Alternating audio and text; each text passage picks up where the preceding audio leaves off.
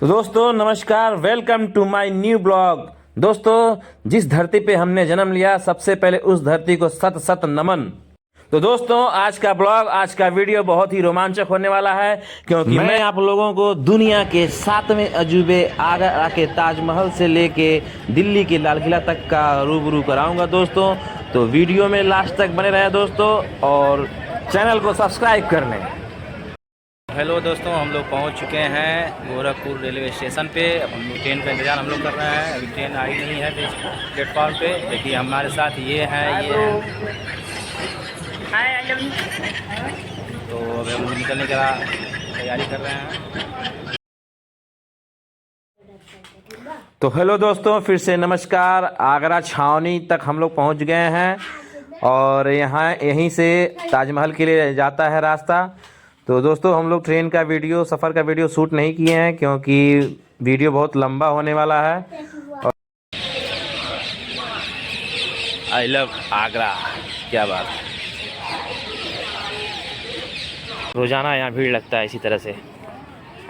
ताजमहल में हमेशा की टिकट घर के लिए, टिकट लेने के लिए आ गए टिकट काउंटर पे।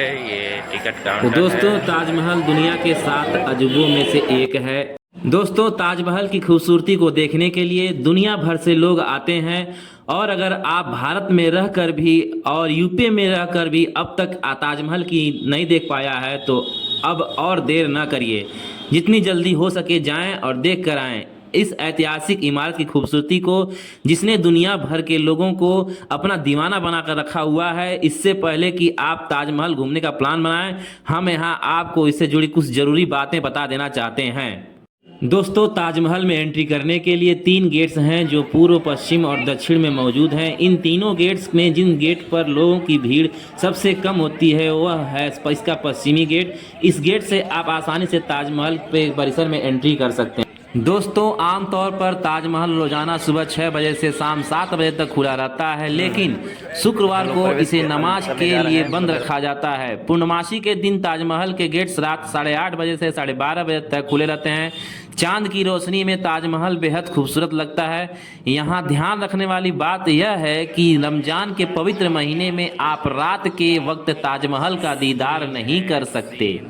दोस्तों अगर आप भारतीय हैं तो आपको 80 रुपये की टिकट खरीदनी पड़ेगी और मुख्य समाधि देखने के लिए अतिरिक्त 200 रुपये देना पड़ेगा। 15 साल से कम के बच्चों के लिए एंट्री फ्री है। विदेशी पर्यटकों के लिए टिकट का दाम 1100 रुपये है। आप इन टिकटों को एक दिन एडवांस में सुबह 10 बजे से शाम 6 बजे के बीच आर्कियोलॉजिकल सर्वे ऑफ इंडिया के ऑफिस से ले सकते हैं। दोस्तों सुरक्षा कारणों से कुछ ऐसी चीज़ें हैं जिनके साथ आप ताजमहल के अंदर नहीं जा सकते हैं, जैसे टाइपॉड, मोबाइल फ़ोन, चार्जर, खाने पीने की वस्तुएं और तंबाकू जैसी चीज़ें पूरी तरह से यहाँ बैन है। हालांकि यहाँ एक लॉकर रूम है जहाँ आप अपने सामान को सुरक्षित तरीके से जमा कर सकते हैं और वापस लौटने पर यहाँ से अपने सामान को ले सकते हैं। दोस्तों अगर मुमकिन हो तो ठंड के मौसम में ताजमहल घूमने का प्लान न बनाएं, क्योंकि कोहरे के कारण इसकी खूबसूरती खिल के बाहर नहीं आती। ताजमहल घूमने का बेस्ट सीजन होता है मार्च से जून। अगर आप ताजमहल घूमने का प्लान बना रहे हैं तो बस ऊपर बताए गए इन टिप्स का ध्यान रखें और अपनी ताज यात्रा को यादगार बनाएं। ये पनिया रहा पानी। दुनिया भर में क्यों प्रसिद्ध है ताजमहल? दोस्तों ताजमहल सफ़ेद संगमरमर की इमारत के लिए प्रसिद्ध है। ताजमहल अपनी शानदार वास्तुकला के लिए प्रसिद्ध है। ताजमहल शाहजहां और मुमताज़ के प्यार की निशानी के लिए प्रसिद्ध है दोस्तों। और ताजमहल की एक ख़ास बात और भी है, यहाँ दिन की बदलती रोशनी में धीरे धीरे आपको ताजमहल का रंग भी बदलता दिखाई देगा। अगर आप रात के समय ताजमहल का अद्भुत दृश्य देखने के लिए इच्छा रखते हैं तो यह बिल्कुल संभव है। रात में चांद की रोशनी में ताजमहल बेहद खूबसूरत दिखाई देता है। देखने के लिए आपको प्रवेश टिकट 24 घंटे पहले खरीदना पड़ता है। दोस्तों ताजमहल जिसे प्यार की निशानी माना जाता है, ताजमहल को मुग़ल बादशाह शाहजहां ने अपनी तीसरी पत्नी मुमताज़ की याद में बनवाया था। ताजमहल आगरा में यमुना नदी के तट पर स्थित है। ताजमहल में आपको स्वयं शाहजहां का मकबरा भी देखने को मिलेगा। ताजमहल बहुत कम लोग इस नाम का अर्थ जानते हैं। ताजमहल इस नाम का अर्थ है क्राउन पैलेस, और यह वास्तव में यह दुनिया की सबसे खूबसूरत इमारतों में से एक है। जो भी पर्यटक पहली बार इस इमारत को देखता है वो बस देखता ही रह जाता है। यह ताजमहल जितना खूबसूरत आपको तस्वीरों में दिखाई देता है, असल दुनिया में यह उससे भी कई गुना ज़्यादा खूबसूरत है। ताजमहल को दुनिया के 7 सबसे नायाब अजूबों में से एक माना जाता है। अंग्रेजी में ताजमहल को 7 वंडर्स ऑफ द वर्ल्ड भी कहा जाता है। यही कारण है कि पर्यटक हर साल देश विदेश से आगरा ताजमहल को देखने आते हैं। ताजमहल भारतीय शहर आगरा में यमुना नदी के दक्षिण तट पर एक हाथी दांत सफ़ेद संगमरमर का मकबरा है। इसे 1632 में मुगल सम्राट शाहजहां ने बनवाया था। मकबरा 17 हेक्टेयर यानी 42 एकड़ परिसर का केंद्र बिंदु है, जिसमें एक मस्जिद और एक गेस्ट हाउस शामिल है, और इसमें 3 तरफ एक अनियंत्रित दीवार से घिरा औपचारिक उद्यान में स्थापित किया गया है। मकबरे का निर्माण अनिवार्य रूप से 1643 ईस्वी में पूरा किया गया था, लेकिन परियोजना के अन्य चरणों में काम 10 वर्षों तक जारी रहा। प्राचीन समय में जब लड़ाइयाँ होती थी तो वो जो किला दिखाया गया है युद्ध के समय में, वही किला वहाँ दिख रहा है। ये सामने देखिए, ये किला जो है वही जो किला है। ताजमहल सालाना 7 से 8 मिलियन आगंतुकों को आकर्षित करता है। इसे कई लोगों ने मुगल वास्तुकला का सर्वोत्तम उदाहरण और भारत के समृद्ध इतिहास का प्रतीक माना है। मुगल साम्राज्य के पतन के बाद शहर मराठों के प्रभाव में आया और 1803 में ब्रिटिश राज के हाथों गिरने से पहले आगरा कहा जाता था। आगरा धर्म का जन्म स्थान है, जिसे दीन-ए इलाही कहा जाता है। शाहजहां के बाद में राजा बना। आपने शायद सुना होगा या पढ़ा भी होगा, ये ताजमहल बनाने के बाद शाहजहां का प्लान क्या था, एक और ताजमहल बनाने का, ब्लैक कलर का। सुना है आप लोगों ने? हाँ, ये जो ताजमहल बना है ना शाहजहां ने, वो मुमताज के लिए, इसमें बिल्कुल मिडिल में कब्र बना दी है मुमताज की। ब्लैक जो ताजमहल बनाने आया था शाहजहां को अपनी खुद की कब्र के लिए, अपने लिए। इसके ठीक पीछे यमुना रिवर है, यमुना रिवर के उस पार एक काम भी स्टार्ट कर दिया था, फाउंडेशन रख दिया था। जो उनके बेटे थे ना औरंगजेब, उनको इस बात का मालूम पड़ा तो उन्होंने अपने फादर को आगरे के रेड फोर्ट में हाउस अरेस्ट, उनको बनाने नहीं। वो क्यों नहीं बनाने दिए? वो नहीं चाहते थे कि इस तरीके से पब्लिक का बैठे ना वेट 8 साल तक उनको वही लगा। जब 8 साल बाद उनकी डेथ हो गई, जो उनकी बेटियां थी रोश नारा, जहां नारा, अपने भाई औरंगजेब से बोलकर उनकी डेड बॉडी को यहाँ पर लाकर इसी के अंदर भरित कर दिया साइड में। इसमें दोनों की कब्र है, शाहजहां की भी और मुमताज की। टोटल इसमें 4 कब्रें हैं, जो रियल है और जो रेप्लिका। रियल वाली जो है ना नीचे बेसमेंट में, उसमें कोई नहीं आता, वो लॉक आर्टिफिशियल, जो आज से 20 साल पहले आया होगा उसने वो देखा होगा। और आर्टिफिशियल जो कब्र और है, जो अभी आप लोग चाहे तो देख सकते हो, उसको देखने के लिए सर अलग टिकट लगता है। अभी जो हमारा टिकट है ना 50 रुपए वाला, वो केवल नीचे आप ताजमहल देखें।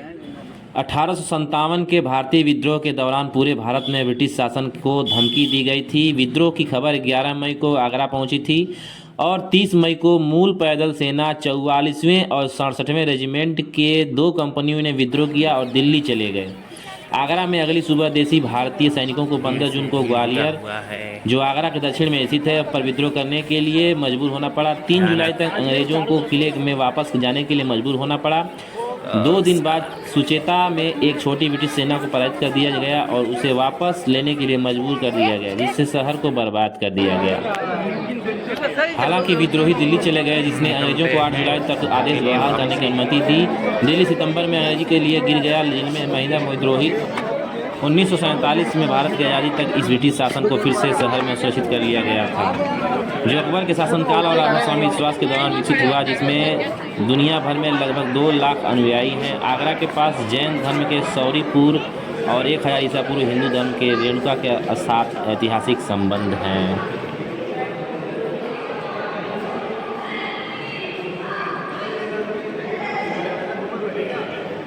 बाहर के रास्ते हम लोग निकल गए, चलते हैं।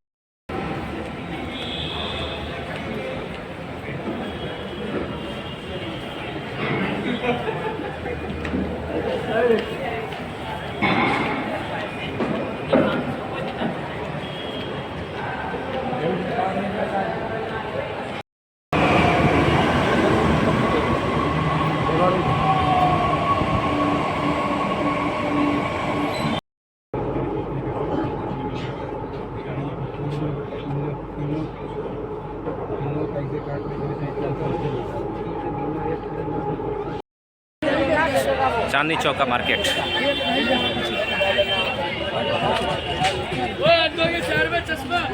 पहुंच चुके हैं इस समय दिल्ली के लाल किला गेट पे और अंदर घुसने वाले हैं। देखते हैं क्या क्या है यहाँ पे।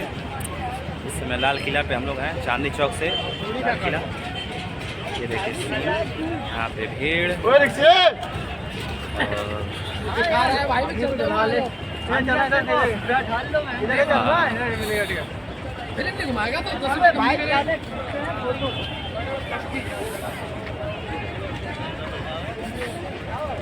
दोस्तों एक बार फिर से नमस्कार। लाल किले का निर्माण शाहजहां ने 1638 ईस्वी में करवाया था। इसे विश्व धरोहर की सूची में शामिल किया गया है। इस किले को बनवाने के लिए शाहजहां ने अपनी राजधानी आगरा को दिल्ली स्थानांतरित कर लिया था। यहाँ पर रहकर उन्होंने इस शानदार किले को दिल्ली के केंद्र में यमुना नदी के पास बनवाया। यह यमुना नदी के 3 तरफ से घिरा हुआ है, जिसके अद्भुत सौंदर्य और आकर्षण को देखते ही बनता है। इस किले का निर्माण 1638 से शुरू होकर 1648 ईस्वी तक चला। इसके निर्माण में करीब 10 साल का समय लगा। इस भव्य किला बनने की वजह से भारत की राजधानी दिल्ली को शाहजहानाबाद कहा जाता था। साथ ही यह शाहजहां के शासनकाल की रचनात्मक का मिसाल माना जाता था। किया जा रहा है।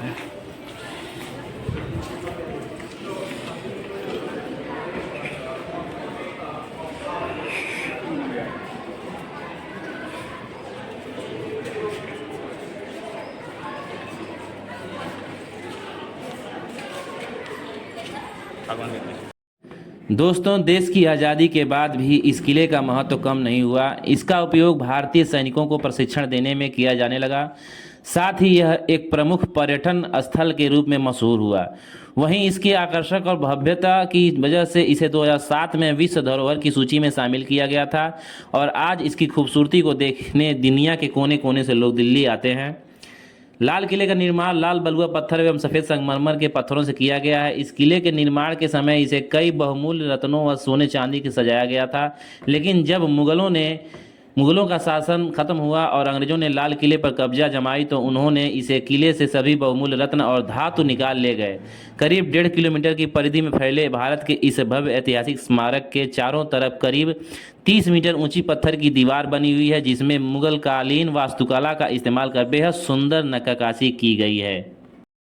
कुछ रोचक तथ्य। शाहजहां ने अपनी राजधानी आगरा की जगह दिल्ली को बनाने के लिए एक पुराने किले की जगह पर 1638 में लाल किले का निर्माण शुरू कराया, जो 1648 में पूरा हुआ।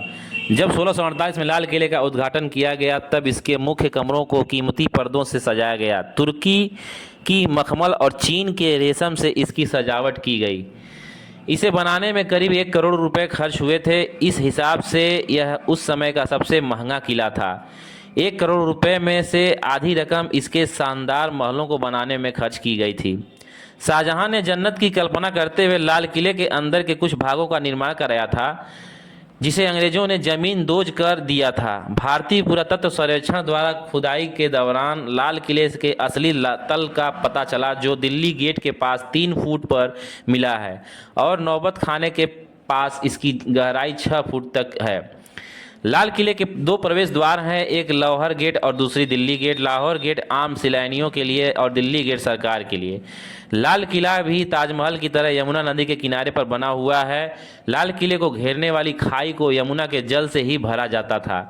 11 मार्च 1783 ईस्वी को सिखों ने लाल किले पर हल्ला बोल दिया और इसे मुगलों से आज़ाद करवा दिया। इस कारनामे का सिहरा सरदार बघेल सिंह धालीवाल को जाता है। लाल किले को बनाने के लिए लाल बालू पत्थरों का प्रयोग किया गया, जिसके कारण ही इसका नाम लाल किला पड़ा। लाल किले की दीवारों की लंबाई 2.5 किलोमीटर है। दीवारों की ऊंचाई यमुना नदी की ओर 18 मीटर जबकि शहर की ओर 33 मीटर है। संग्रहालय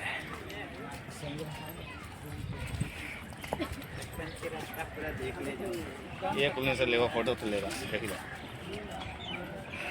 हाँ एक लो आ जाओ फोटो लेना है। Excuse me ma'am 1 second. तो दोस्तों जिस जगह हम लोग घुसने जा रहे हैं यहाँ पे जोधा अकबर फिल्म की शूटिंग की गई थी और जिसमें ऋतिक रोशन और ऐश्वर्या राय को दिखाया गया है। ये वही जगह है जहाँ पे ऋतिक रोशन ने सीन लिया था। देखिए दोस्तों, इसी गद्दी पर बैठ के ऋतिक रोशन फैसला सुनाते थे।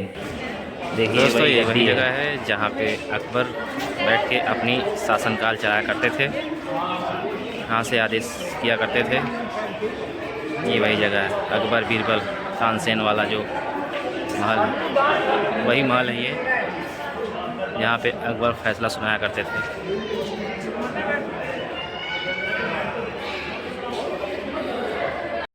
राजगद्दी के पीछे की ओर शाही निजी कक्ष स्थापित है। इस क्षेत्र में पूर्वी छोर पर ऊंचे चबूतरों पर बने गुंबदगार तो चलिए दिखाते हैं इमारतों की आपको। कतार है जिनमें यमुना नदी का किनारा दिखाई पड़ता है। ये मंडप एक छोटी नहर से जुड़े हैं जिसे नहरे बहिस्त कहते हैं, जो सभी कक्षों के मध्य से जाती है। किले के पूर्वोत्तर छोर पर बने शाह बुर्ज पर यमुना से पानी चढ़ाया जाता है, जहां से इस नहर को जल आपूर्ति होती है। इस किले का परिरूप कुरान में वर्णित स्वर्ग या जन्नत के अनुसार बना है, यहाँ लिखी एक आयत कहती है। तो दोस्तों वीडियो समाप्त होता है, तो बताएं दोस्तों कमेंट करके कि ये वीडियो को आपको कैसा लगा और इस छोटी सी जानकारी आपको कैसी साबित हुई। धन्यवाद।